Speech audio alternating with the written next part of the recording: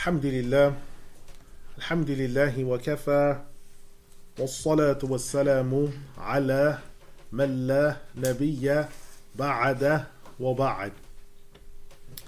Alhamdulillah, Allah has blessed us to where we have come together for the Tafsir of Imam Al-Jawzi rahimahullah, ul-Masir, Fi Ilm it-Tafsir. When we last came together, we reached Surah Ghafir, the 40th Surah, ayat 40. So we're looking to carry on from that point now. Now, today is the 11th going into the 12th of Rabi'ul Akhir. So we are in the 4th month of the Muslim calendar. As a very quick note regarding this month, it is in this month that the Mihna, the great inquisition done against Muslim orthodoxy by the Mu'tazila, the Mihna came to an end. So Muslim orthodoxy was completely vindicated. Some of the great scholars died during this time from their injuries. And this was an amazing time because had it not been for the sacrifices made by those scholars who stood up for the belief that the Qur'an is the speech of Allah uncreated, and that the doctrines of salvation and other affairs were absolutely paramount, had it not been for them, what would have remained of the faith? But tatters. So those people that sacrificed, as they always have, are foremost in our minds in this month of Rabi'ul Akhir. So, other than that, Sheikh Abdul Qadir Al-Jilani rahimahullah, he died on the 9th of Rabi'ul Akhir. He died on the 9th. The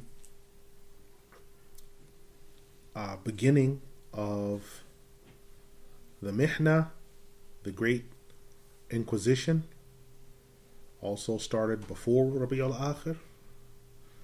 So Rabi'ul Akhir is known for a number of things, both tragic as well as joyous. And it's just a historical note because these months, I don't want them to go by and have us think that this is somehow just our calendar versus the other one, because some of us are under a colonization of calendars where we might be only using one calendar.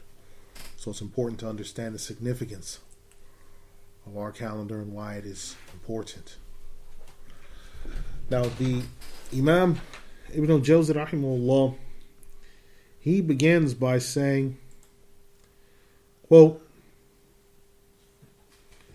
"The Exalted One has told us the truth when he started the next section. This next section is the 48th Hizb. And it is where the Exalted One has said, وَيَا قَوْمِ مَا لِي أَدْعُوكُمْ إِلَى النَّجَاةِ وَتَدْعُونَنِي إِلَى النَّارِ تدعونني لأكفر بالله وأشرك به ما ليس لي به علم وأنا أدعوكم إلى العزيز الغفار لا جرم أن ما تدعونني إليه ليس له دعوة في الدنيا ولا في الآخرة وأن مردنا إلى الله وأن المسرفين هم أصحاب النار فستذكرون ما أقول لكم وأفوض أمري إلى الله إن الله بصير بالعباد فوقاه الله سيئات ما مكروا وحاق بآل فرعون سوء العذاب النار يعرضون عليها غدوا وعشيا ويوم تقوم الساعة أدخلوا آل فرعون أشد العذاب وإذ يتحاجون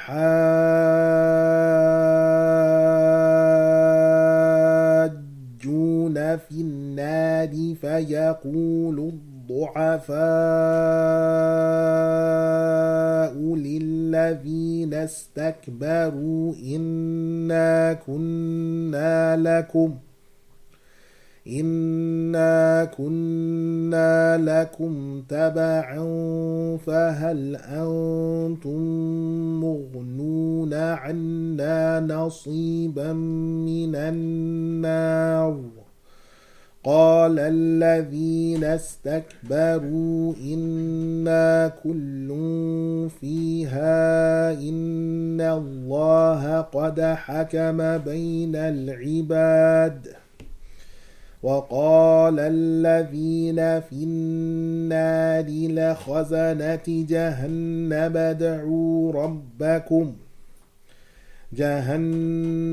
ادعوا ربكم يخفف عنا يوما من العذاب. O people, what is wrong with me that it is the case that I call you to salvation, yet you call me to the fire?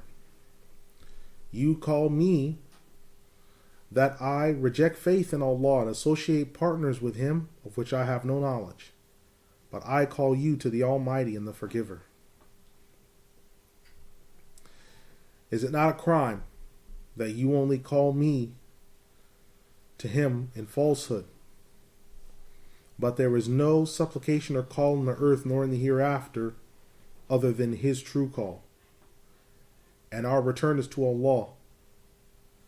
And those who are wicked and evil, they are the companions of the great fire. You shall remember what I say to you. I declare my matter to Allah. Indeed, Allah is all-seeing regarding slaves. And Allah has laid bare the sins of that which they plan, and brought to bear with great tribulation to the people of the household of the Pharaoh the worst punishment. The fire is shown in the morning and the evening to them. And on the day that the hour will be established, it will be said, now take admittance, the people of Fir'aun, to the greatest punishment. And so when they dispute regarding the fire, they will be fighting and arguing with one another. The weak will say to those who were mighty and exalted themselves, we were only following you, but you deserve a greater portion than us of the fire. Those who were exalted and exalted themselves shall say, indeed, we are all therein, and Allah has judged between His slaves in justice. Those in the fire are in the depths of the great fire, saying, now call on your Lord so that He might lighten from us one day of this punishment so that we might not suffer. But such a respite shall not come. Surah Ghafir, the 40th Surah, ayat 41 to 49. When the Exalted One says, O people, what is it with me that I call you? Now what this is saying is, what is wrong with you? It's a refrain that is used out of sadness. So the meaning of the ayah is, look at this condition, inform me how this state is that I'm calling you to salvation. Salvation here is salvation from the fire by faith. And you call me to the fire, to idolatry, which necessitates the great fire. And then after this, the two calls, the call to salvation, the call to the fire, are both explained. And the meaning of calling me to reject faith in Allah or associate partners, that which I have no knowledge of. Meaning I have no knowledge of any partner that's being associated with him. This has already been discussed in Surah Al-Baqarah, the 2nd Surah, Ayah 120, and Surah Taha, the 20th Surah, Ayah 82. Up until the statement,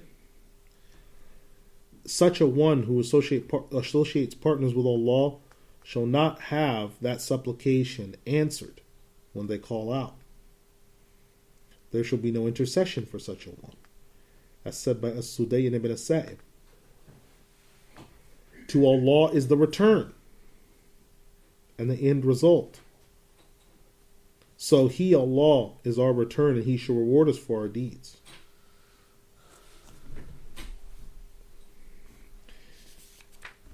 And when the Exalted One says, you shall certainly remember the words that I say to you on that day. Now, this has been recited by Ibn Mas'ud, Abu al-Aliya, Abu Imran al-Jawni, Abu al-Raja as فَسَتَذَكَّرُونَ, in which there is a double stress. فَسَتَذَكَّرُونَ rather than سَتَذْكَرُونَ. As for Ubay ibn Ka'ab, Ayyub al-Sakhtiyani, they recited فَسَتَذْكُرُونَ. So when the punishment is sent down to you, you will remember the words I said to you in this earthly life regarding the advice I gave. And I entrust my affair to Allah. This means I'm returning my matter to Allah, because they have made it clear that they will oppose the religion of truth. Indeed, Allah is all-seeing regarding His slaves, meaning both His friends and His enemies. And out of this, the believer comes forward. And the believer, there is no way that the believer can take any dominance. There is no way the unbeliever can take any dominance over the believer. And this harkens back to the story of where Nabiyyuna Musa alayhi salam was saved. And those with him were saved when they crossed over the water, when it parted. And Allah laid bare the sins of that which they planned, meaning what evil they had in mind. And the household of the Pharaoh and his plan was brought to nothing. And the great punishment he suffered. The great punishment he suffered was he was drowned, along with his courtesans and others. The fire shall be shown to them in the morning and the evening. Ibn Mas'ud and Ibn Abbas both remark that the souls of the people of the Pharaoh are in the bellies of black birds that are shown the fire every day, twice. It will be said, household of Pharaoh, this is your abode. Ibn Jarir narrates that it was given to us by Abdul Karim ibn Abi Umayr, who said, it was narrated to us by Hamad ibn Muhammad al-Bakri, who said, I heard Al-Awza'i speaking, and a man asked him by saying, we saw birds that came from the water, and there was an egg, there was whiteness that came from the side of one of them. And they came group by group in a big flock. And no one knows their number except for Allah. So if this is the case with those earthly birds, how about for the hereafter? This is a reminder regarding the souls of the household of the Pharaoh who are shown the fire in the morning and evening. And they will return to their ultimate place, and their feathers shall be burned, and their bodies shall be burned. Whether they have white or black feathers, the fire shall be brought in unto them, and they shall see it. And this is their fate in the earthly life. On the day of resurrection, Allah the Exalted will say, let the people of the Pharaoh be admitted into the greatest punishment. Al-Bukhari and Muslim both narrate in their collections the hadith of Ibn Umar, who said that the Messenger of Allah sallallahu alaihi wasallam, he said, when any one of you dies, he is shown his place in both the morning and the evening. So when any one of you dies and he's shown his place in the morning and the evening,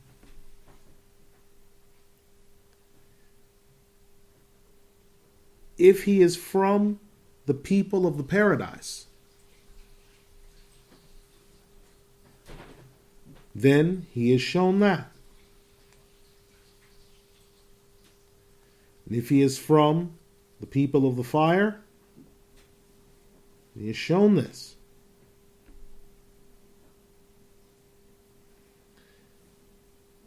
Then it is said, this is your place which Allah shall resurrect you to on the day of resurrection.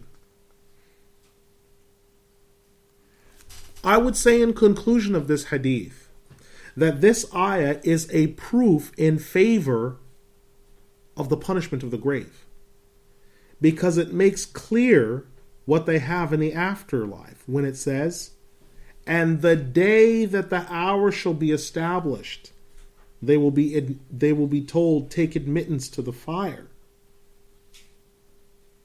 This means that there is another punishment coming after the one they are already undergoing.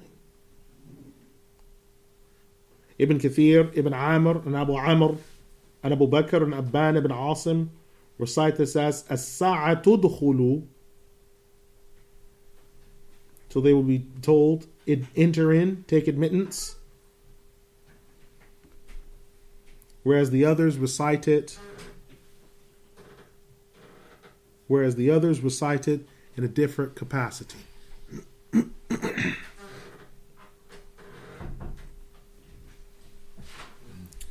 And when the Exalted One said, and when they shall be disputing with one another in the fire.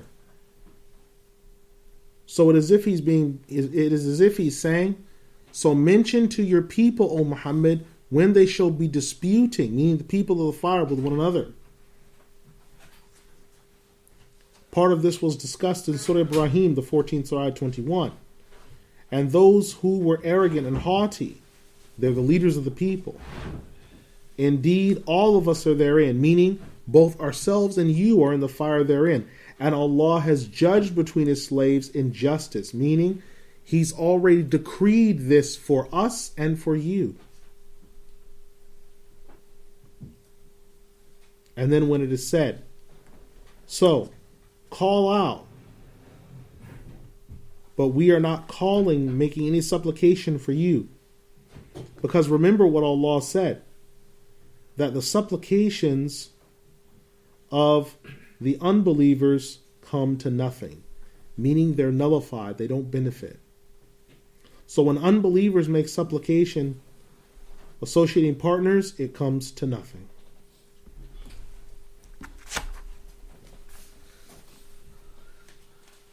The Exalted One, he then says further,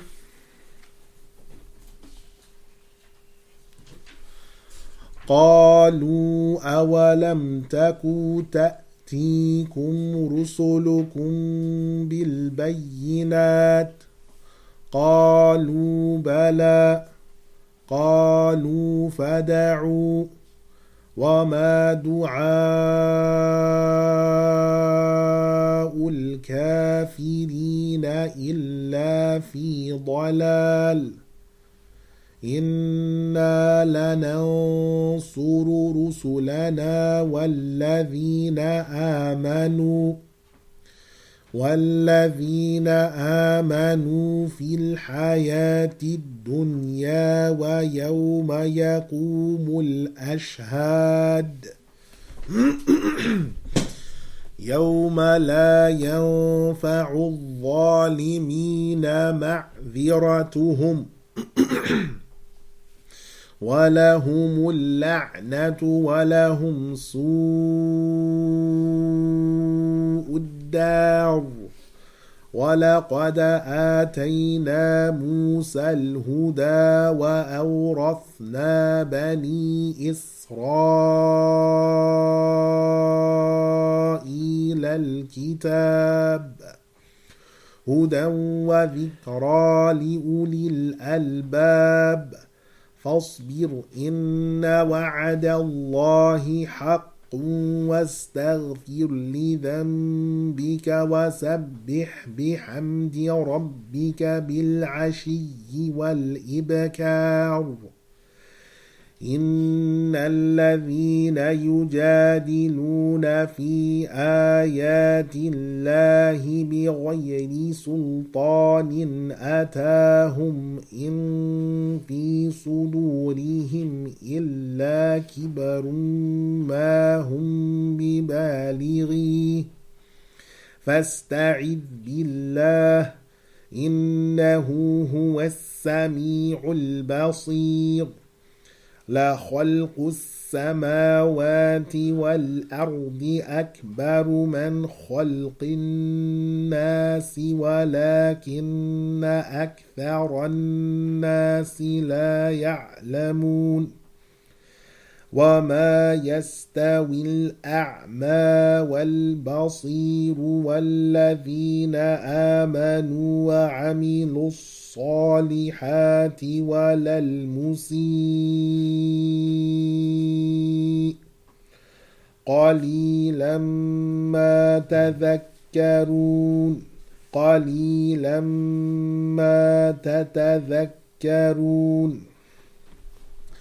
They will say, is it not the case that there came to you your messengers with clear signs? They will say, indeed. They will say, then call out. But the supplication of the unbelievers equals nothing but a strayness. Indeed, we shall certainly help our messengers and those who believe in the earthly life and on the day when witnesses shall be established in their places. A day in which the oppressors shall have no benefit of excuses for them. They shall have the great curse, and for them is the most evil homecoming. Before we had given Musa the guidance, and the children of Israel inherited the book, a guidance and a remembrance to those of insight. Be patient. Indeed, the promise of Allah is true, and seek forgiveness for your sin, and glorify with praise your Lord in the evening and in the morning. Indeed, those who dispute in the signs of Allah those who dispute and debate in the signs of Allah without authority, there shall come to them, even in their hearts, except arrogance of that which they exaggerated in. Seek refuge in Allah. Indeed, He is the all-hearing, the all-seeing. The creation of the skies and the earth is greater than the creation of man, but most people do not know. The blind and the seeing are not equal, nor those who believe and do righteous deeds and the sinful. Little is it that you reflect. Surah Ghafir, the 40th Surah, ayat 50 to 58. When the Exalted One mentions that those who reject faith, before then we are given the principle that the supplication of the unbelievers equals nothing. Then he says, we shall help our messengers and those who believe in the earthly life. Now this is done by establishing their proofs. It's done by the destruction of their enemies, and it's done by the ultimate result coming to them, and that the help that comes to them will be that their affair becomes exalted. Just as Nabiyuna Dawood and Nabiyuna Sulaiman alayhim salam were given dominion and were victorious by that dominion over every unbeliever. And likewise, the Prophet Muhammad sallallahu alaihi wasallam was made uppermost over every denier. And he redressed all grievances of their lies. And the messengers are saved from destruction, and their enemies are destroyed.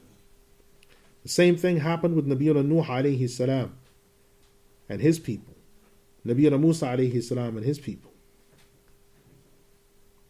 And sometimes the punishment came to those who denied after the death of the messengers. Like, for example, when Nabiyuna Yahya ibn Zakaria alayhi salam was murdered, and the Romans came and took dominion over Jerusalem. When we talk about their being assisted on the day that the witnesses shall be established, He, Allah, shall save them from the punishment. And one of the witnesses is Shahid. Ashhad is several witnesses. So all of these witnesses are firstly referring to the angels, because they bear witness of the prophets, that they declared the messages to their nations and that they were denied. This was discussed by Mujahid al-Sudai, as well as Muqatil, who also said that these angels include those who do the record keeping of righteous and wicked deeds. The witnesses also include the angels and prophets together because they bear witness to the truthfulness of each other, as mentioned by Qatada.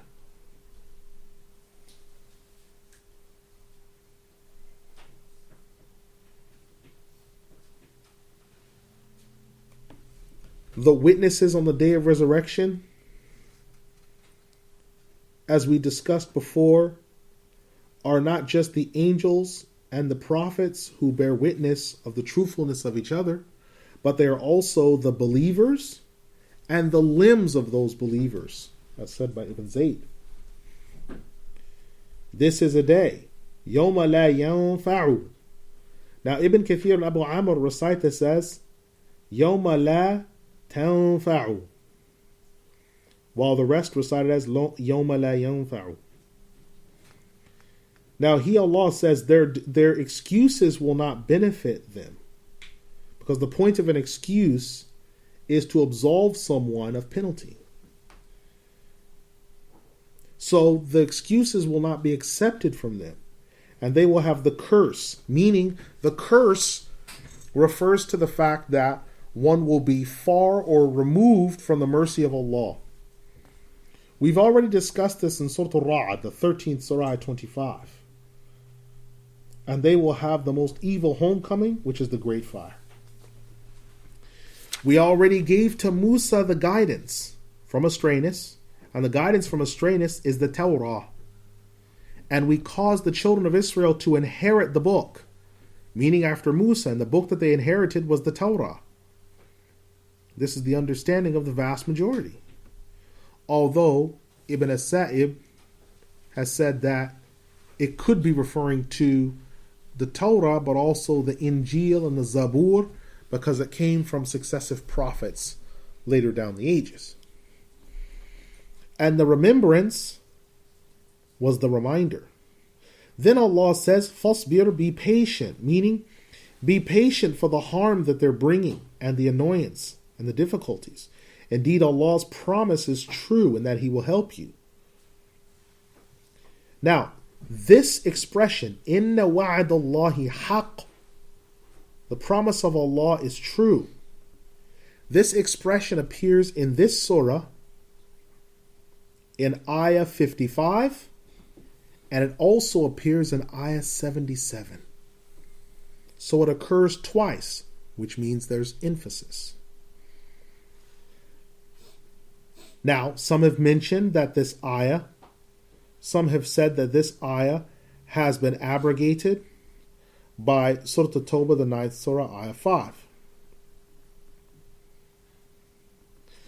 And when Allah says, Sabbih, glorify Him with praise in the morning and the evening, it means pray in the morning and the evening. Now, the prayer in the morning and the evening is referring to three things. The prayer in the morning and the evening refers to all 5 prayers.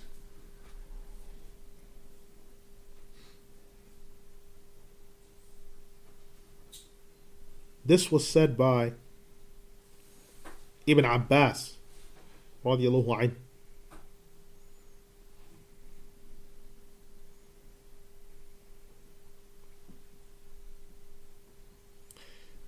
The second is, after all 5 prayers, the prayer in the morning and the evening prayer going into the evening, this could be another stress referring to the prayer of Asr, as said by Qatada, which is the second prayer. The second thing being referred to. The first being the 5, the second being emphasis being on Asr as well.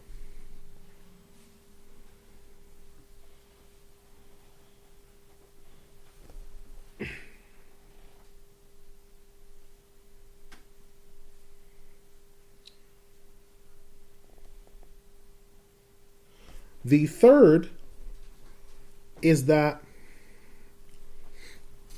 the prayer in the morning and the evening refers to the prayers that were made before the 5 prayers were revealed.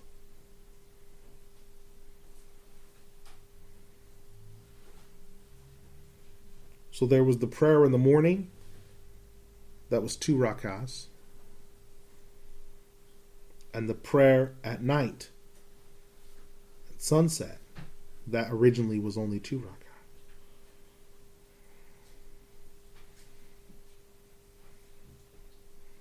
This was said by Al-Hasan al-Basri. As for the rest of the expression, we've already discussed this previously in ayah 4.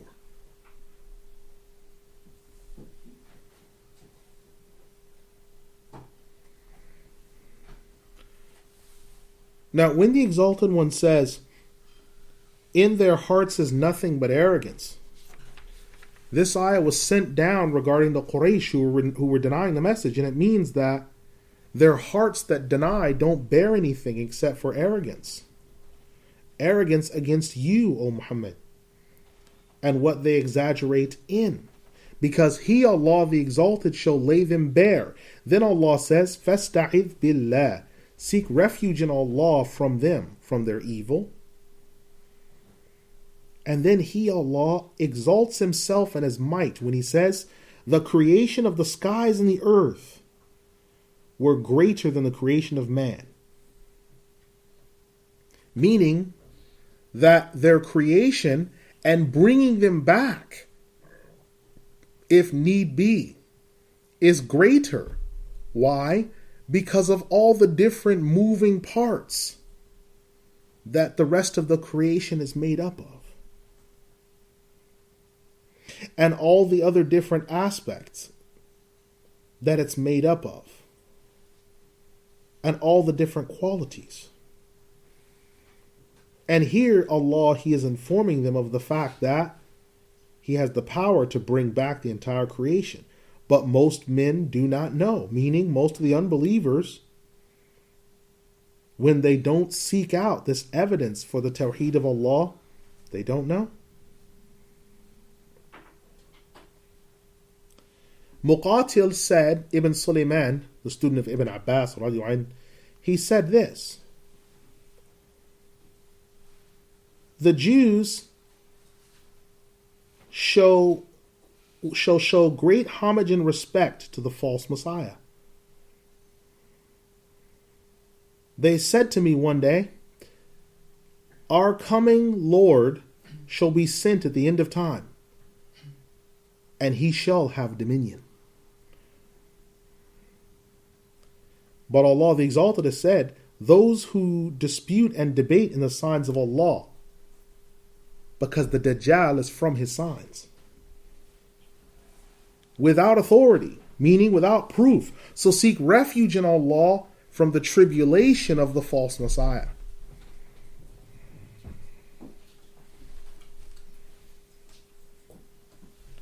So the creation of the skies and the earth is greater than the creation of man. And this is an allusion to the false Messiah. This is the understanding of Abu al-Aliya. First position is the authentic one in this matter.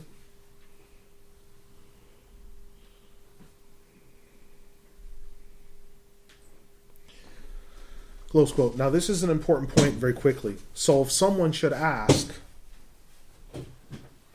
is there any reference in the Qur'an to the false Messiah?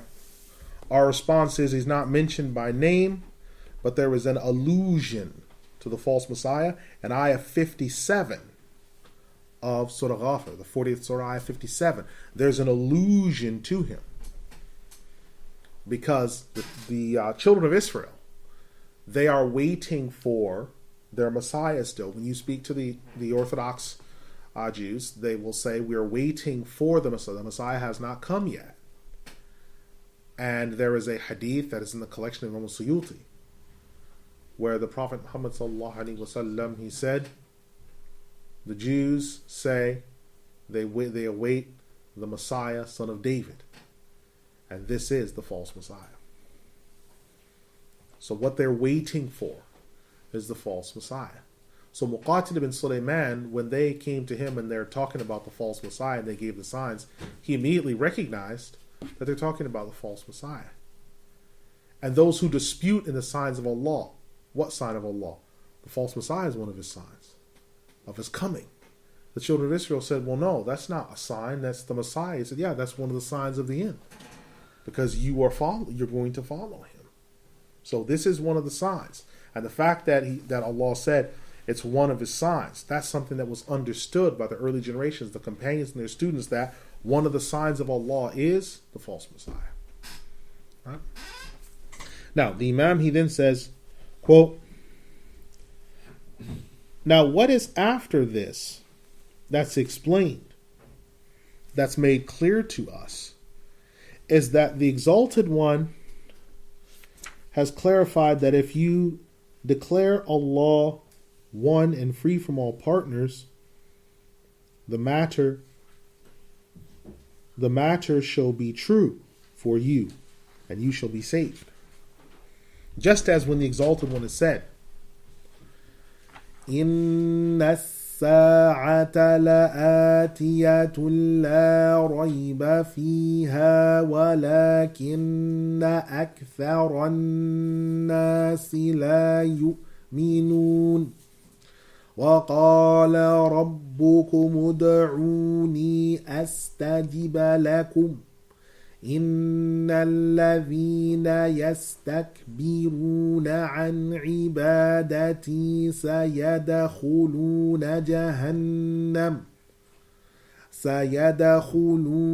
جهنم داخرين الله الذي جعل لكم الليل لتسكنوا فيه والنهار مبصرا إن الله لذو فضل على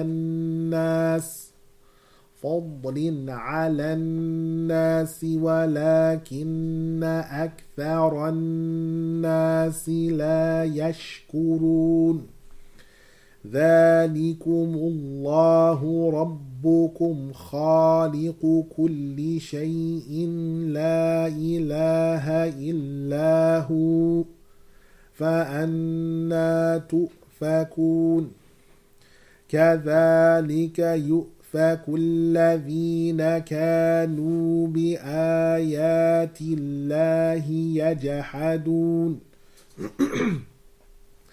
الله الذي جعل لكم الأرض قرارا والسماء بناء وصوركم فأحسن صوركم ورزقكم من الطيبات ذلكم الله ربكم فتبارك الله رب العالمين هو الحي لا إله إلا هو فادعوه مخلصين له الدين الحمد لله رب العالمين قل إني نهيت أن أعبد الذين تدعون من دون الله لما جاءني البينات من ربي وأمرت أن أسلم لرب العالمين. Indeed, the hour is coming without any doubt in it, but most of humanity do not believe. Your Lord has said, call on me and I will answer you. Those who are arrogant and exalt themselves from my worship, they shall surely enter the great fire to dwell therein. Allah is the one who made for you the night so that you might take rest in, and the day so that you might see. Indeed, Allah is the possessor of all favor over humanity, but most of humanity do not thank Him. That is Allah your Lord, the creator of everything. There is no God but Him, so how are you deluded? Likewise, those who deny the signs of Allah were similarly deluded. Allah is the one who made for you the earth to be established, and the sky as a built over dome, and He formed you, and He made you in the best of forms, and He sustained you from the wholesome and good things. That is Allah your Lord. So blessed is Allah, the Lord over all creation. He is the ever-living. There is no God but He. Call upon Him sincerely for Him in the religion. Praise be to Allah, the Lord of all creation. Say, indeed I have been forbidden that I worship those who you call on from besides Allah, whereas there's come to me the clear signs from my Lord, and I've been commanded that I submit myself to the Lord of all creation. Surah Ghafir, the 40th Surah, ayat 59 to 66. When the Exalted One has said that, call on me and I shall answer you, meaning, declare me one, worship me alone and I will reward you. Ask me and I will give you. This has been mentioned by Ibn Abbas and As-Sudai. Those who are arrogant from my worship, meaning my tawheed, and they don't make dua to me or ask me, those who are arrogant from that, then they shall certainly enter the great fire. سَيَدْخُلُونَ جَهَنَّمْ. Ibn Kathir, Abu Bakr ibn Asim, and Abbas ibn al-Fadl from Abu Amr recite this as Sayudkhaluna. But the rest of the reciters recite it as Sayadkhuluna. And dakhirun, that they will enter in to dwell forever. Dakhir also means saghir, which means abased. Now, the rest of this ayah, the rest of this we've already discussed in places such as Surah Yunus, the 12th Surah, Surah Yunus, the 10th Surah, ayah 67. Surah Al-Qasas, 28th Surah, Ayah 73. Surah Al-An'am, the 6th Surah, Ayah 95. Surah Al-Naml, the 18th Surah, Ayah 61. Surah Al-A'raf, the 7th Surah, Ayah 54. As well as 29. And Surah Al-Hajj, 22nd Surah, Ayah 5. Up until the portion. And so, remember that everything shall reach its appointed time.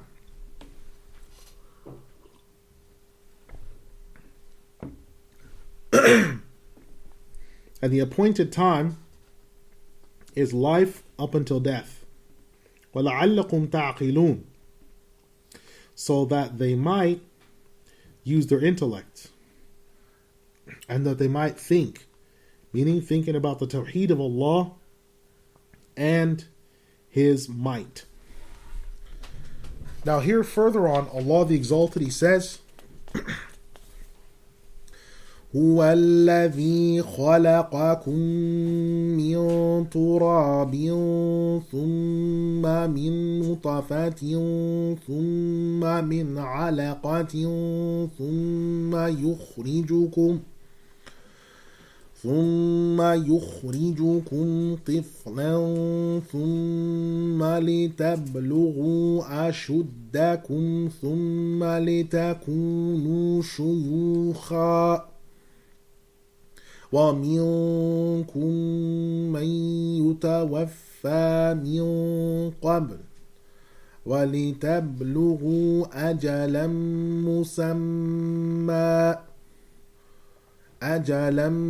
مسمى ولعلكم تعقلون هو الذي يحيي ويميت فإذا قضى أمرا فإنما يقول له كن فيكون ألم تر إلى الذين يجادلون في آيات الله أن يصرفون الذين كذبوا بالكتاب وبما أرسلنا به رسلنا فسوف يعلمون إذ الأغلال في أعناقهم والسلاسل يسحبون في الحميم ثم في النار يسجرون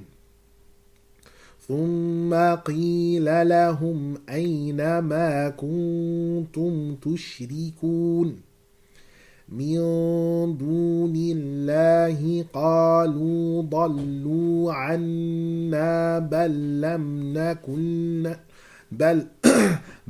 لم نكن ندعو من قبل شيئا كذلك يضل الله الكافرين ذلكم بما كنتم تفرحون في الأرض بغير الحق وبما كنتم تمرحون ادخلوا أبواب جهنم خالدين فيها وبئس مثوى المتكبرين فاصبر إن وعد الله حق فإما نرينك بعض الذي نعدهم أو نتوفينك فإلينا يرجعون. He is the one who created you from dust, then from the drop, then from the clot. Then he brought you out as children. Then until you reached your full majority. Then you became elderly. From among you are those who died from before that time. And then there are those who reached full age and full maturity. And all this was done so that you might reflect and know. He is the one that gives life and death. When he ordains any matter, then he says to it, be, and it is.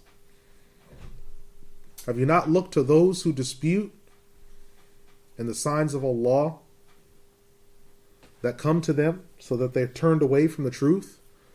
Those who deny of the book and of that which our messengers were sent with? So how shall they know? When the blockages as well as the restraints are put on their necks, as well as the chains, so that they might move around and swim in the great heat, and in the fire they shall be boiled and burned.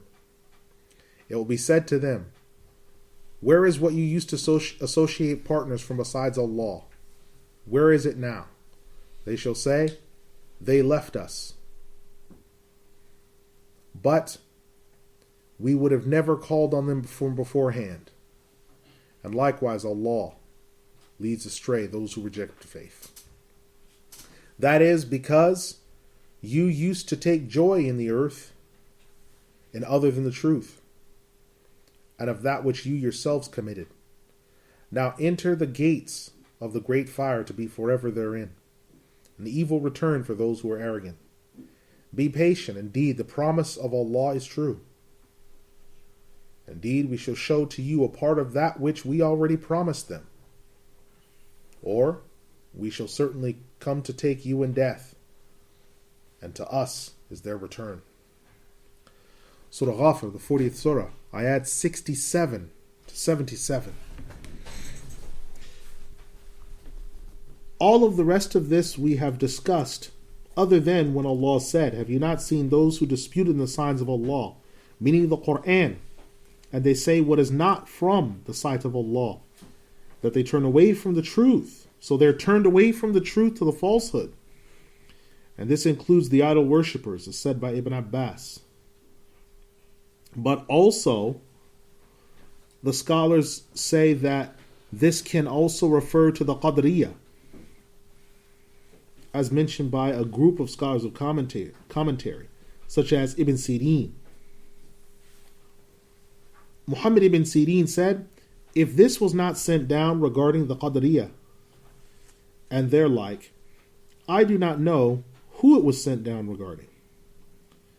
Ibn Mas'ud, Ibn Abbas, Abu Razin, and Abu Majlis, and the Tahaq, Ibn Ya'mar, and Ibn Abi Abla recited as وَالسَّلَاسِلَ يَسْحَبُونَ, while the rest recited as we have just displayed. Ibn Abbas radiallahu anhu said, when they go down into the great fire, that will be the greatest trial for them.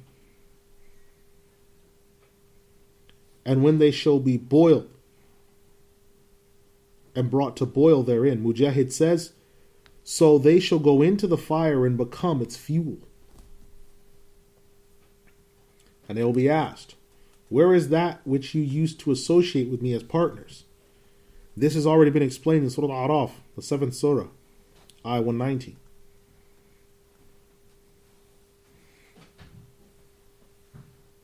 And then when the Exalted One said that they mentioned, would that we had never associated any partner with you, or we have not associated any partner with you, because they wanted and hoped that their idols would have come to nothing, because they know that they do not help nor harm. But it's too late, and this is the understanding of the vast majority. They also said this in a state of denial because they were so overtaken with what was coming for them. They even wanted to reject their own idolatry that they'd done before. This was said by Abu Sulaiman al-Damashqi. Likewise, meaning, just as Allah leads astray these people, He leads astray the unbelievers. That is the punishment which was sent down to you, because you took joy in the earth and other than the truth, in falsehood, and by that which benefited your own selves. Now we've discussed a lot of this in Surah Bani Israel, or Surah Isra, the 17th Surah, Ayah 37. What is after this, we've already mentioned. In total, in Surah Al-Nahl, the 16th Surah, ayat 29, Surah Yunus, the 10th Surah, ayah 109, Surah An-Nisa, the 4th Surah, ayah 164. Then the Exalted One, he says, وَلَقَدْ أَرْسَلْنَا رُسُلًا مِّن قَبْلِكَ مِنْهُم مَّن قَصَصْنَا عَلَيْكَ وَمِنْهُم مَّن لَّمْ نَقْصُصْ عَلَيْكَ وَمَا كَانَ لِرَسُولٍ أَن يَأْتِيَ بِآيَةٍ إِلَّا بِإِذْنِ اللَّهِ فإذا جاء أمر الله قضي بالحق وخسر هنالك المبطلون الله الذي جعل لكم الأنعام لتركبوا منها ومنها تأكلون ولكم فيها منافع ولتبلغوا عليها حاجة في صدوركم وعليها وعلى الفلك تحملون ويريكم آياته فأي آيات الله تنكرون أفلم يسيروا في الأرض فينظروا كيف كان عاقبة الذين من قبلهم كانوا أكثر منهم أو أشد قوة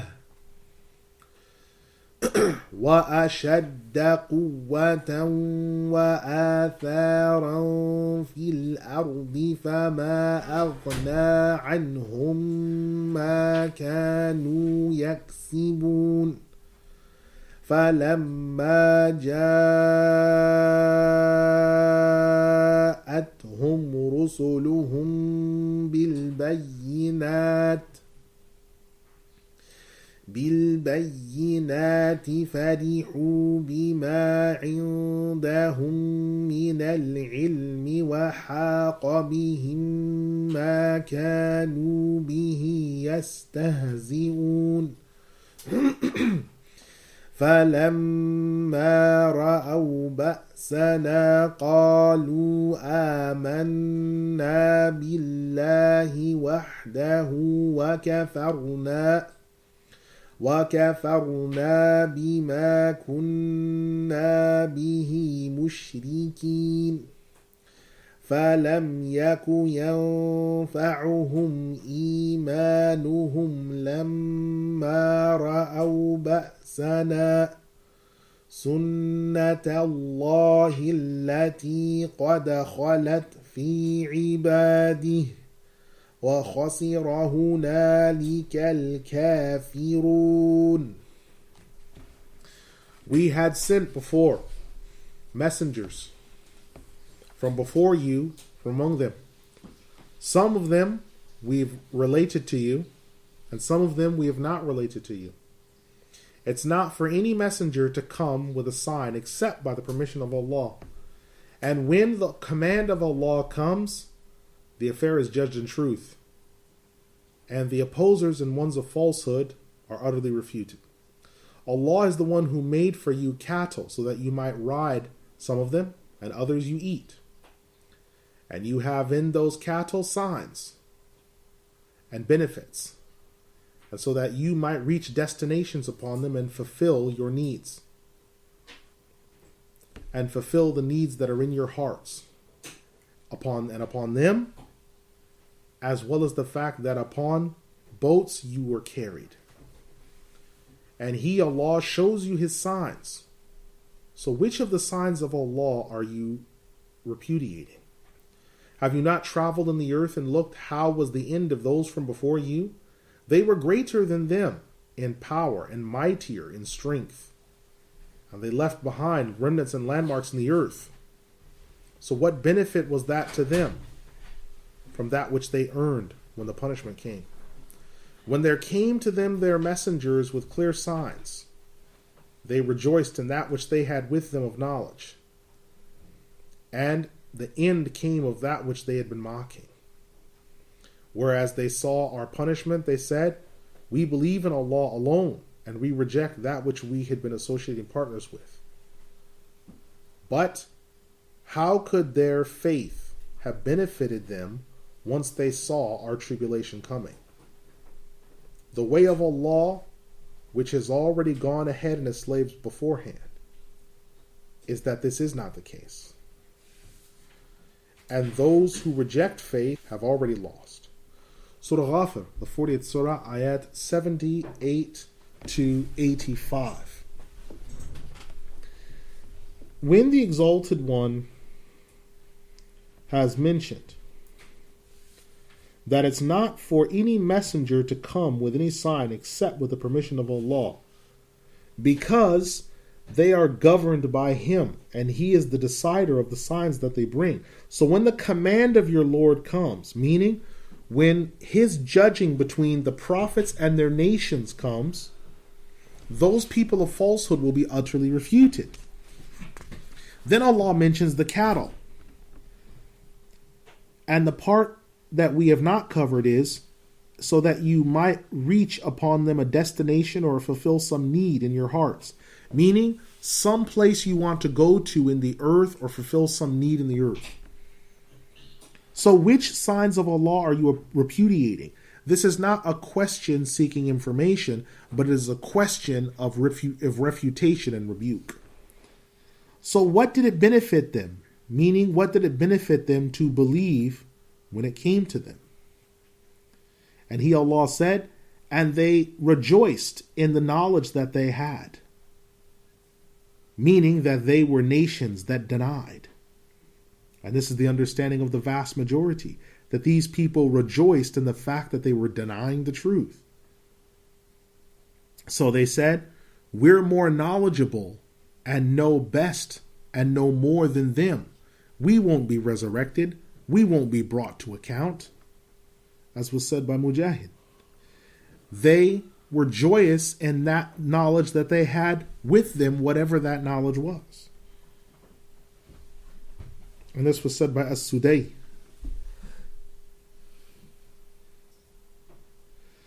Now, the messengers were joyous in the knowledge that they had, because they were joyous in that the deniers would be destroyed, and that they, as the messengers, would be saved, and they had this knowledge in Allah. So when the knowledge came to them, they testified to it, as said by Abu Sulaiman al-Damashqi. And those who denied were laid low, because they denied the truth, and the punishment came, and that which they were mocking. And the ba'as, the harm, was the punishment. Now, the expression sunnatullahi, in normal form, the sunnah of Allah, the way of Allah, the way that Allah has mandated regarding nations, is this: that when they see the punishment coming, their believing is of no benefit to them. And the unbelievers have lost everything by the time that happens. So, it is as if it's being said that they weren't losers before that time. If they had believed, it would have been accepted from them. But at the time that the punishment comes, when the punishment's being sent down, no one's faith is of any merit to them at that time. This was mentioned by Ibn Abbas and Az-Zajjaj. And this is in regards to the affair. Close quote. Now, just one important thing I wanted to mention before moving forward is he mentions a very important point, that they rejoiced in the knowledge that they had. And every nation of the past always rejoiced in its knowledge. So the ancient Egyptians rejoiced in their knowledge of building. They rejoiced in their knowledge of warfare. The Americans rejoice in their knowledge of warfare.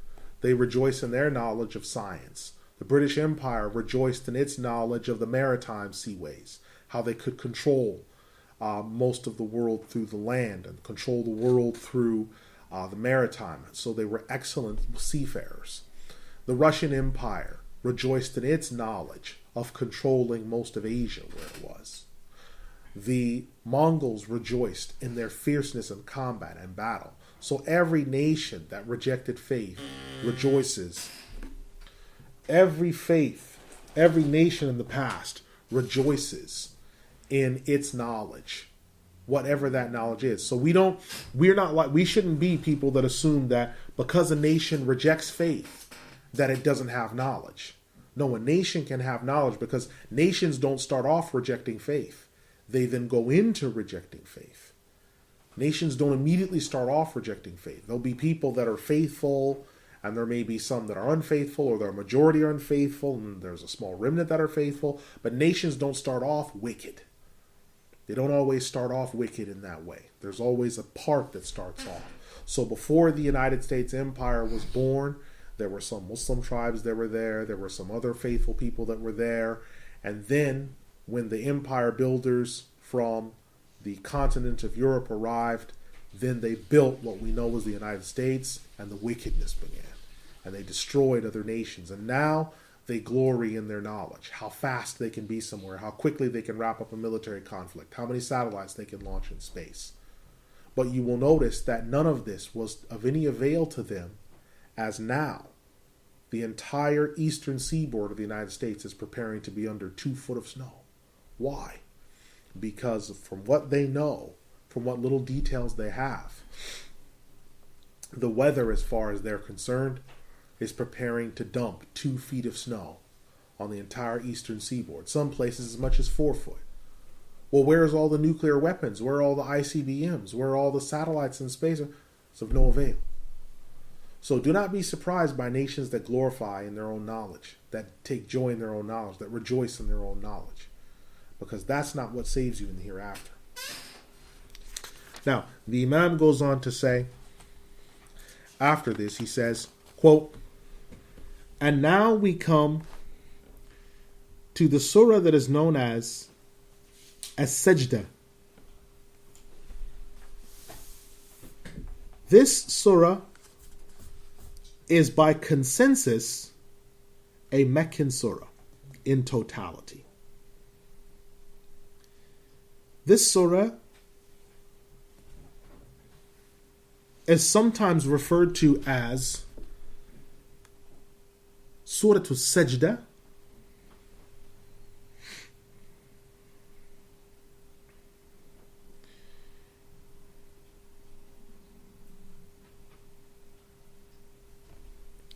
it is also sometimes referred to as Surah Al-Mu'min,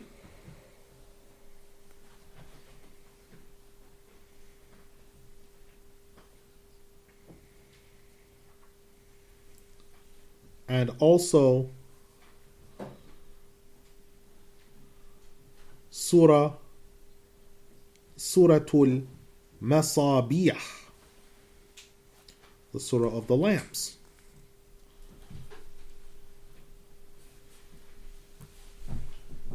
As well as the Surah of Fussilat. Fussilat. Surah Fussilat.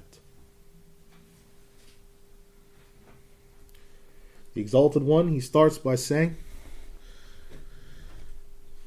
Bismillahirrahmanirrahim. Hamim.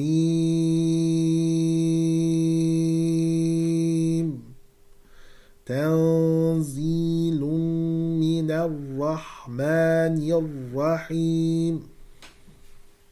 Kitabun fussilat ayatuhu qur'anan arabiyyan liqawmin ya'lamun. بشيرا ونذيرا فأعرض أكثرهم فهم لا يسمعون وقالوا قلوبنا في أكنة مما تدعونا إليه مما تدعونا إليه وفي آذاننا وقر ومن بيننا وبينك حجاب فاعمل إننا عاملون قل إنما أنا بشر مثلكم يوحى إلي أنما إلهكم إله واحد فاستقيموا إليه واستغفروه وويل للمشركين الذين لا يؤتون الزكاة وهم بالآخرة هم كافرون إن الذين آمنوا وعملوا الصالحات لهم أجر غير ممنون قل أئنكم لتكفرون بالذي خلق الأرض في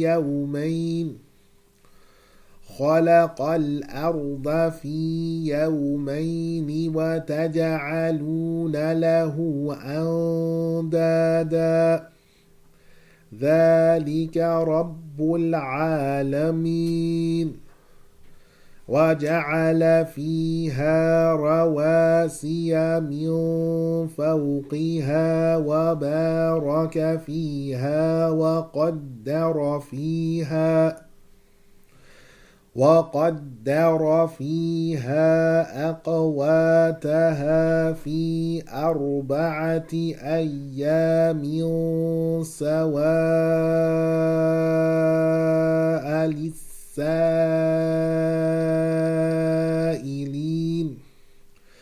ثم استوى إلى السماء وهي دخان فقال لها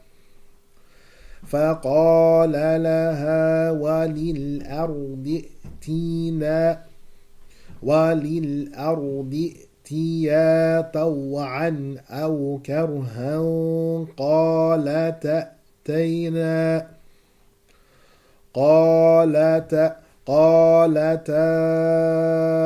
أتينا طائعين.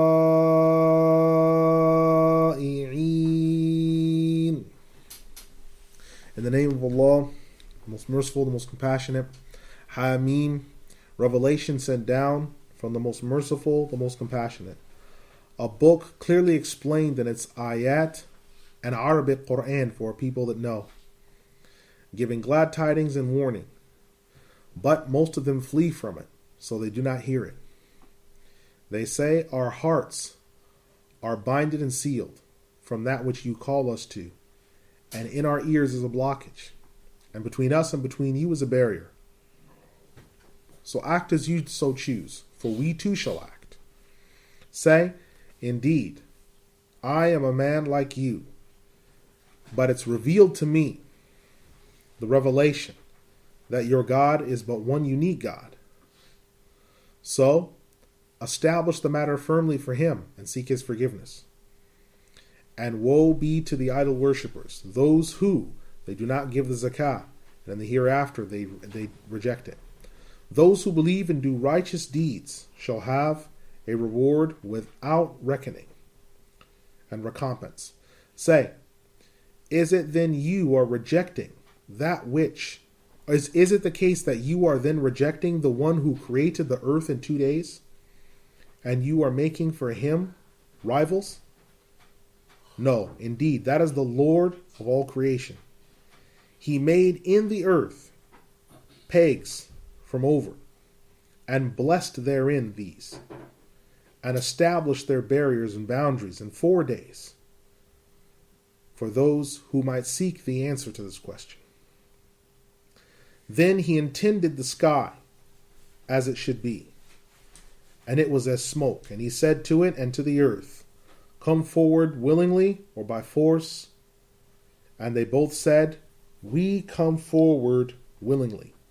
Surah Fussilat, the 41st Surah, ayat 1 to 11.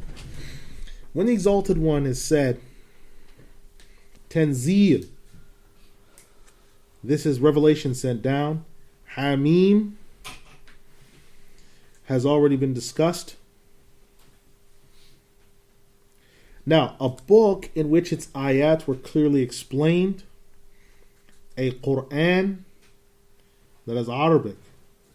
So its signs have been clearly explained. It is an Arabic Qur'an for people who know, meaning for people who know, who look into these affairs. Most of them flee from it, meaning most of the people of Mecca, and they don't hear because they're too arrogant to accept it, and they say, our hearts are blocked. We do not listen to your words. Now these words, akinna and waqara, we've already explained in Surah An'am, the 6th Surah at 25. But they've left accepting the revelation. They refuse to accept it, so the one that does this doesn't hear and he doesn't understand. And then when they said, between us and between you is a barrier, meaning a barrier in creed and a barrier in religion. This is what's being referred to.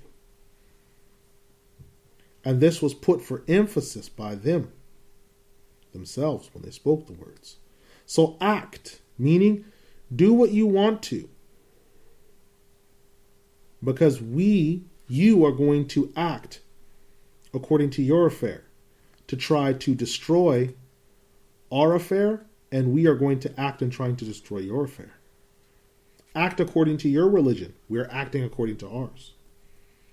Say, I am but a man like you, and it's been revealed to me. Meaning, if it had not been for the revelation that I'm calling you to, had it not been for the fact that I was receiving revelation, I would have been a man like you.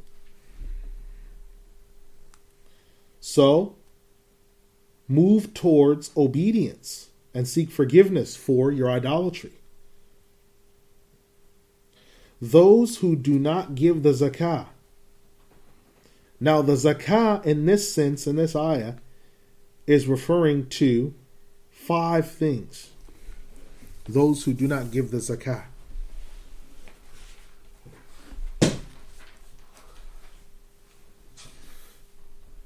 Those who do not give the zakah is referring to 5 things. Firstly,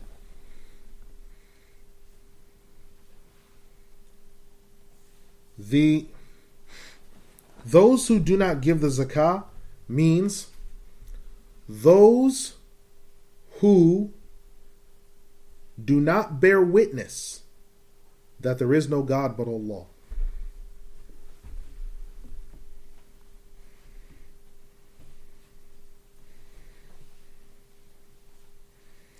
This is been mentioned by Ibn Abbas and Ikrimah. So those who do not purify themselves from idolatry with tawheed, that is the zakah, that is the purification that they're not giving. Secondly, is they don't believe in the compulsory zakah as we understand.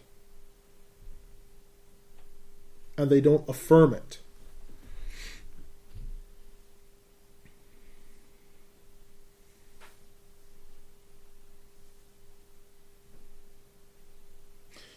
This was mentioned by Al-Hasan Al-Basri, Al-Qatada.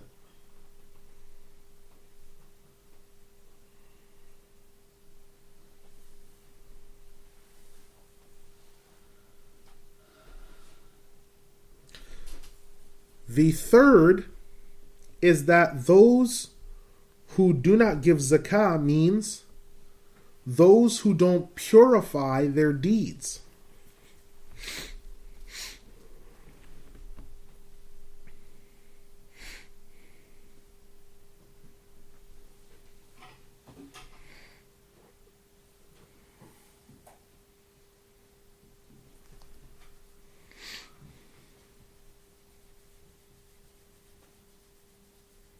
This was said by Mujahid and Ar-Rabi'.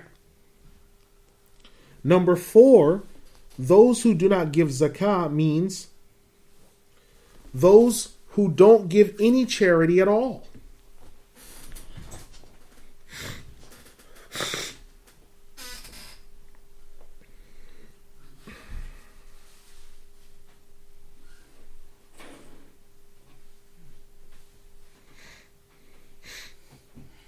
They do no voluntary charity whatsoever. This was said by Ad-Dahhak and Muqatil ibn Sulaiman.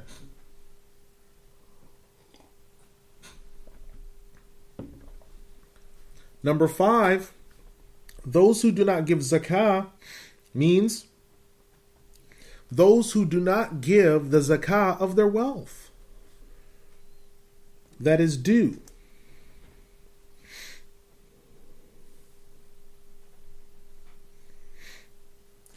Ibn as-Sa'ib has said, these people, they make Hajj and they make Umrah, but then they don't give zakah.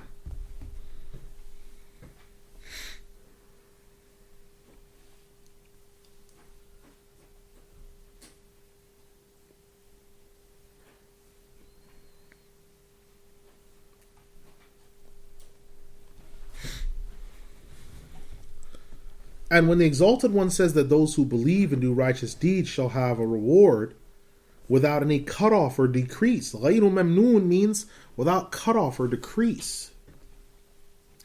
Now we come to the portion where He, Allah, says, He created the earth in 2 days. Ibn Abbas, radiallahu anh, he says, the 2 days being referred to are Sunday and Monday. This is the understanding of Abdullah ibn Salam and As-Sudai and the vast majority.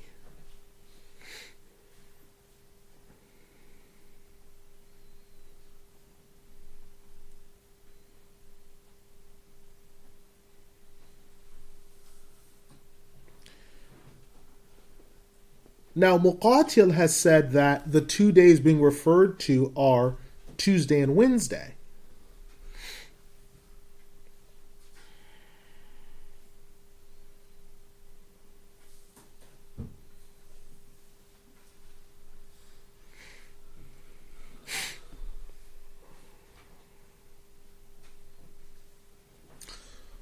But what I would say is there is a standalone hadith in the collection of Imam Muslim from the narration of Abu Hurairah, who said, the Messenger of Allah sallallahu alaihi wasallam, he took me by my hand and he said, Allah created the dust of the earth on Saturday, created the mountains therein on Sunday, created the trees therein on Monday,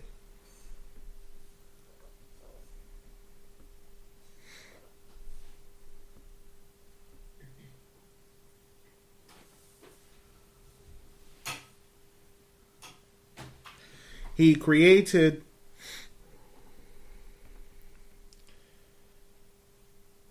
the other affairs on Tuesday,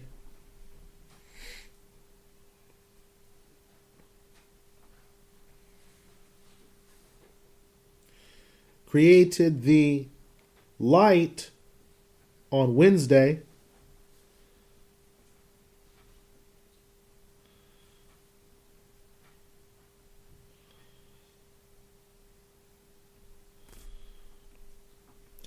and created the creatures on earth on Thursday.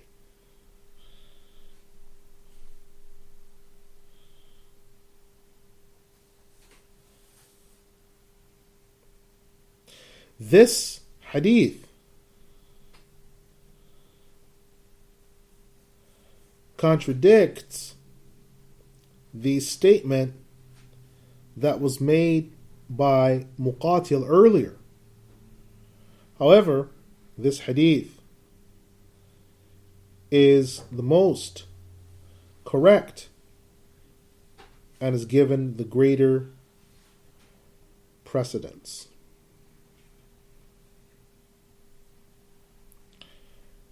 Now it should be understood that He, Allah, created the skies and the earth and all these days and created all these things.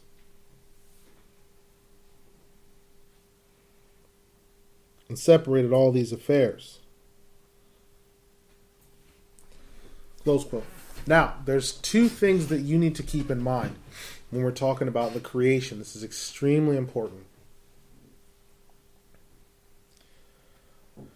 The creation being referred to when the Prophet ﷺ in the hadith from the Sahih of Muslim talks about the creation on earth. This is talking about the regime and how things function on earth. It's not talking about the rest of the creation. The entire creation was made in 6 days. But Earth's days, how it was laid out, how the earth was to function, it had its own set of days. From the hadith and the Sahih of Muslim. As for the 2 days mentioned here in this ayah, the 2 days are talking about Earth's days with regards to the creation of everything. An important thing to keep in mind here is Ibn Al-Jawzi is a small minority, a very, very small minority. Alhamdulillah, it shows his attention to detail that he tried to not give his own opinion. But Imam Al-Jawzi in his other book, An-Nadha'ir, he states that his position is that the creation of everything was 6 days as we understand days. Right? That's a minority opinion. The vast majority understand that the creation of everything in 6 days is 6 periods of time. Right? 6 periods of time. Not 6 days as we understand them. Now, the vast majority of everyone else is saying not 6 days as we understand them because there was nothing that we knew of as days before the system that we know as light, dark, everything else. Where would we have measured days as we understand them now when all the stars weren't formed to be measuring days by? There wasn't the orbit of the moon. Where would we measure these things? We had no means to. So there could be no way that this was referring to days as we understand them, right? So Imam Al-Jawzi rahimahullah and a few other scholars, perhaps 5, took a more literal reading. But the dominant position has always been, preponderant position has always been that it is 6 long periods of time for the creation. So for us, for the Muslim, when someone says, and this is an important point, part of the issue that Christians are having with the rest of the world regarding the scientific community, and Christians attempted to come to grips with what we're referring to as a scientific community by advocating a doctrine known as intelligent design. And I've tried to warn Muslims never to use this argument because this is coming from Christianity. Because the Christians that have advocated for intelligent design believe that the world is 6,000 years old, and a literal reading of the Bible and other things such as this. Let's just ignore the ridiculous nature of making the statement that's literal like that. Although we'll mention in passing Archbishop Usher's statement that the entire world was created on the 22nd of October, 4004 BC at around 10 in the morning. So we'll say that in passing, that he was one of the best figures. Now, that shaped a large amount of the world, before higher biblical criticism took over. So when you look at dates that Christians gave before, say 100 to 200 years ago, the dates that they gave were all trying to slot everything in a 4400 or 4500 gap. The problem is they started encountering issues like the Sahara Desert is 5,000 years old, right? And they placed the flood at 4,400 years. So there were a lot of these other problems that they wound up having to face. But then a new issue came. And this issue had to do with a major breakthrough in geology, which was radioactivity. Radioactivity had to do with the fact that you had parent particles or parent atomic structures that were breaking down into daughter elements and structures. This created a problem for them, and it still creates problems. Now, I mentioned this before, and I'll say it again very briefly. Our issue is not one of dividing or arguing it with science in that issue. Our issue is when we're talking about creation, are we talking about its compound parts or its constituent parts? When we're talking about the compound parts, if someone says the compound of creation, the totality of creation, or what we're looking at on Earth as we're seeing, this is 4.5 billion years old. There's no way to know this, and there's no way to state this with proof because the original materials have been destroyed. But if someone was to say that the constituent parts, for example, the building blocks of the universe, the materials of the atoms, those are billions of years old, you could possibly say those are extremely ancient. Why is this important? Here's why.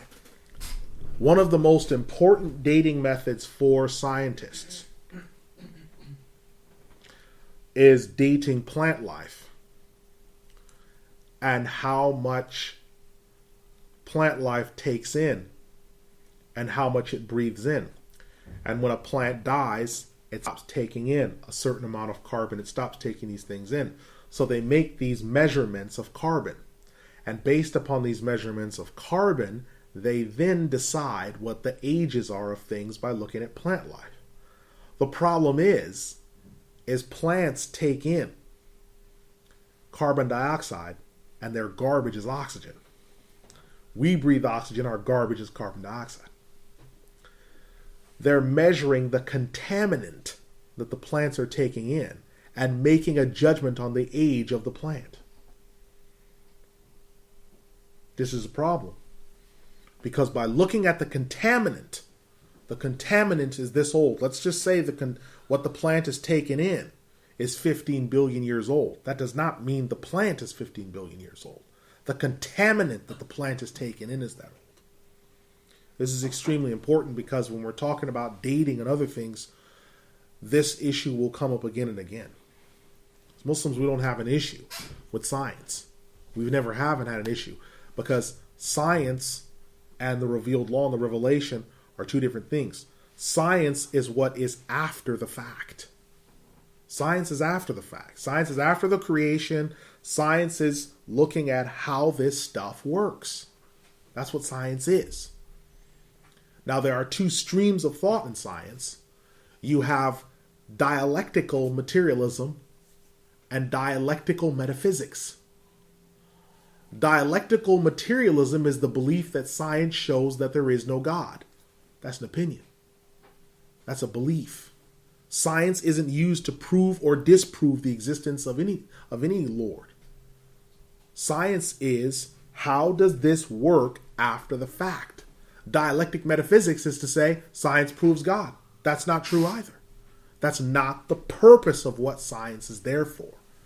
Physics is there so you understand how the world around you works, how things function, so that you can facilitate them. It's not to prove that any of those things. Now, Muslim scientists are moving with the understanding a Lord has created all this. Now let's see how it works. Atheist scientists are moving with an understanding coming, well, we don't believe there's a Lord, but they're both moving, if they're honest scientists, off the same principle of how does this work? dialectical materialist scientists, such as some of your major figures that died just recently. Those particular people are dialectical scientists, right? These are people like Christopher Hitchens. These are people that have said science proves there's no God, right? Richard Dawkins, science proves there's no God. That's rhetoric. That's rhetoric. Eugenie Scott, who is a veritable prolific scholar in science. Eugenie Scott is a real scientist. Now, herself, she says, in my spare time, I'm an atheist, but that's got nothing to do with the science that I'm doing. Science is looking for the information and dating things, right? When you look at Raymond Seaver. Raymond Seaver was an atheist. He was a scientist, and he didn't allow that to bleed into his work. Right? Frank Press, an atheist, didn't allow that to bleed into his work. So we have no issue with science, as long as we're using science for what it was used for.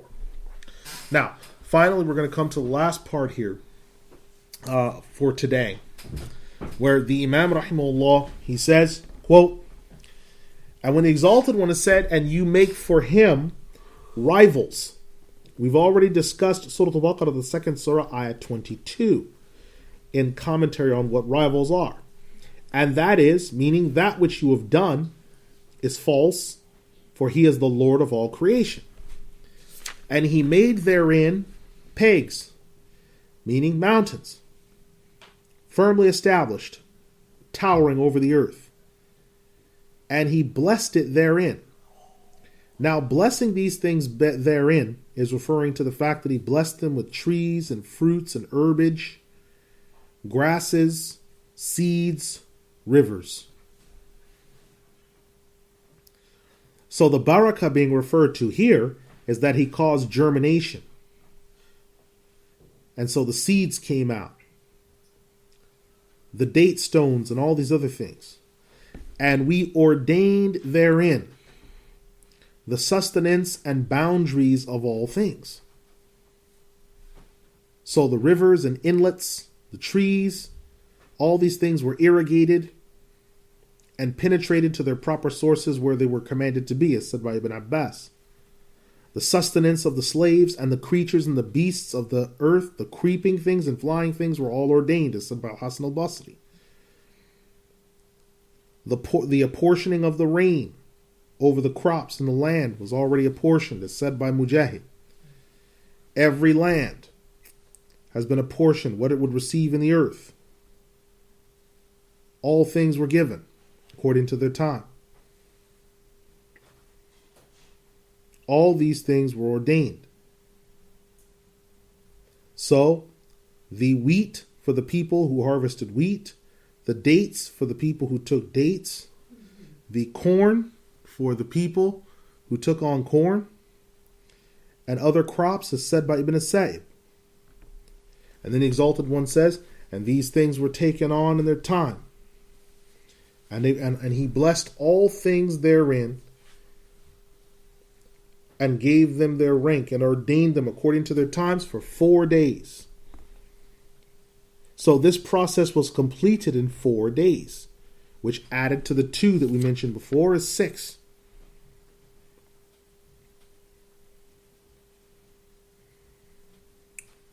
So this was put together for those who may ask, meaning those who may ask about the beginning of things, the sustenance of things, the beginning of things, the power of all things, how all things came to pass.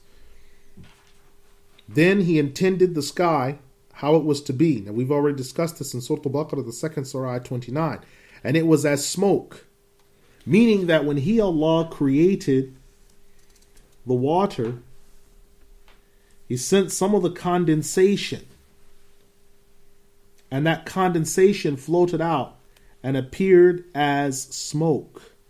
And it rose up and became high, and it was made to be held in place. And this is why that which is held high in place is the name for sky, Sama. He created the earth, and sent down upon it molten fire. And another type of smoke came out of that. And He, Allah, said to both the earth and the sky, let the sun shine forth and the moon shine forth and the stars and be manifested. And to the earth, split your inlets so that the rivers might go through and that the crops might grow, either willingly or by force. Meaning that this would happen slowly or quickly over time. All of this according to a predetermined order the things are swimming in, as is mentioned in Surah Yasin, 36 Surah 40. So all of these things have gone forward, and He ordained all of them, meaning He created all of them and ordained their structure and how they would be and how all things would be. Close quote. So we've come to the end of this portion, at the end of ayah 11. So I say, أقول قولي هذا أستغفر الله لي ولكم أستغفر الله إن الله غفور رحيم حميد راحمين. Is there a question over what we've covered so far today? Yes. In the previous surah, you spoke about sort of believers and disbelievers in the grave and how they will be told about the final conclusion in the hereafter, whether they will be going to Jannah or the hellfire.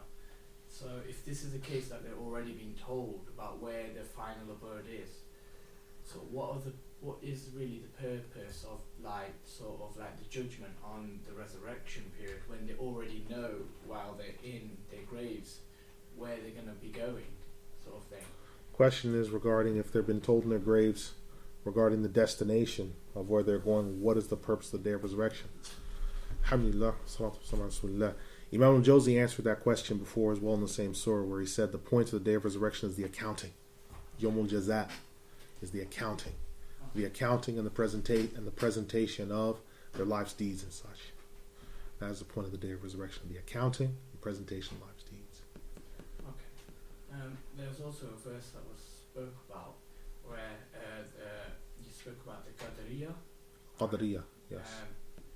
Could you sort of explain a bit about that, who they are, and how you spoke about Ibn Sirin, how he said that this was speaking about them? Was there any other scholar who sort of said that it might be speaking about them as well? Alright, so the question is regarding the Qadariyah and their identity. Alhamdulillah. We discussed the Qadariyah before regarding there's two extremes to two of the cults that came out of Muslim Orthodoxy initially. The Jabariyah were those who believed that all things had been ordained and that there was no free will for the slave to act, so every act that he did was preordained, so he had no free will. The Qadariyah were those who said that nothing had been ordained, so there was nothing ordained, so you acted freely, so Allah's knowledge was only general. He knew about the general things but not the specific.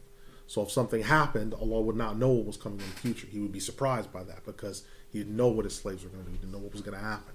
These are the Qadariyah, the people that believe that they ordain their own destiny. They make their own actions. They make their own deeds. And Allah has nothing to do with that. They create their own destiny.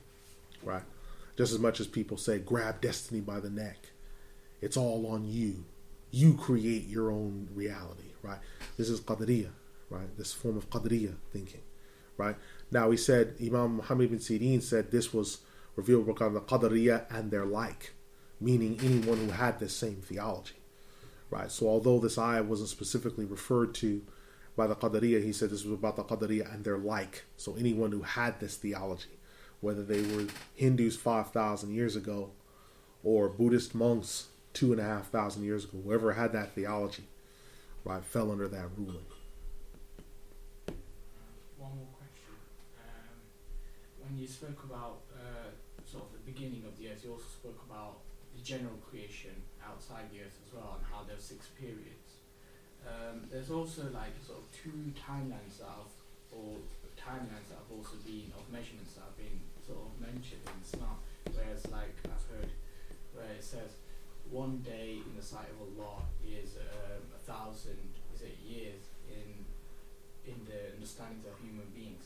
Could this be sort of applied to how the timeline in which the earth was created, or when the earth was created, was it literally in the days, 24 hours sense, in which that would be bringing us back to the same question again, because we haven't been given that information. So we'd be back at the same situation again, because if we said the days were to do with the earth, if we said, are these 24-hour days or this, we'd be back at the same discussion again, where we have a jumhur and a minority opinion. We'd be back at that again. Do some believe that the day is in terms of the vast majority say that they're long periods. The minority say that they're days as we understand. Sundown is a new day. So when is like that period sort of used, where the perspective of where the day in the perspective of Allah is used, where things are created? Well, Allah doesn't have a perspective, but what I would say is, when we're talking about days, when Allah used the expression day in the Qur'an, sometimes it's 50,000 years, right? And sometimes when Allah says day, it's 1,000 years, right? Now 1,000 years, that's in Surah Alif Lam Mim, Tanzil Kitab. It's in that surah. Now that surah mentions that it's 1,000 years, right? But another surah is 50,000. The angel sent him is 50,000.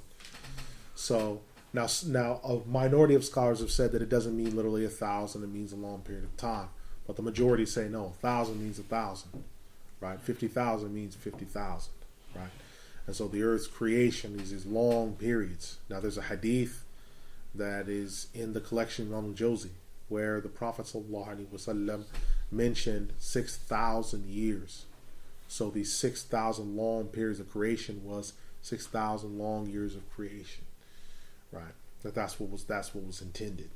Now scholars have taken that and also applied that to the earth model as well, and said, okay, listen, there's a majority that say, listen, that was 6,000 years, six long periods, whereas Ibn Al-Jawzi and a minority say, no, that was those not 24 hours, because there wasn't a 24-hour clock. That was sunset, new day, sunset, new day, sunset, new day. All right. Question? No. Okay. So, inshallah, we will close here. We have completed Surah Ghafir, the 40th Surah. Now we're on Surah Fussilat, the 41st Surah. So, inshallah, we'll come back together. We have ayat 12 onwards of Surah Fussilat. So I say, Subhanakallahumma wa bihamdika, wa ashhadu an la ilaha illa ant, astaghfiruka wa atubu ilayk, innahu ghafurur rahim yarhamir rahimin, wa la ilaha illa Allah. Assalamu alaikum.